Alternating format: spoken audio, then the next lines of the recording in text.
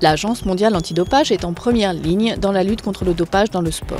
Elle définit les règles et procédures, teste les athlètes et actualise la liste de substances illicites. Certaines drogues, comme les stéroïdes anabolisants, sont tout le temps interdites. D'autres ne le sont qu'au moment des compétitions ou que dans certains sports. C'est le cas des bêta-bloquants prohibés spécifiquement en tir à l'arc ou en tir car ils aident à maintenir un rythme cardiaque bas et à limiter le tremblement des mains. Le dopage sanguin est l'un des moyens les plus efficaces d'améliorer les performances et l'endurance. Il est très répandu dans le cyclisme professionnel.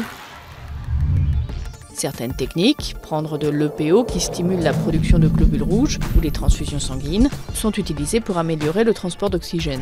Quand plus d'oxygène parvient aux muscles, le sportif augmente son endurance et ses performances.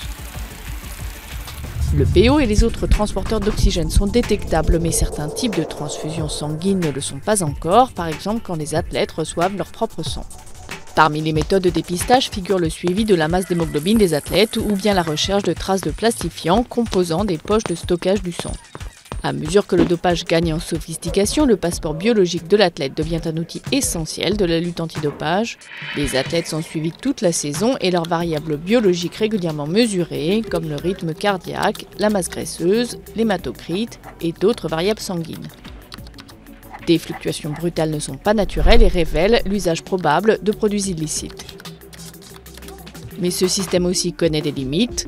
L'absorption de fréquentes mais petites quantités de PO, de testostérone ou même d'insuline, ce qu'on appelle du microdosage, peut passer inaperçu dans les passeports biologiques.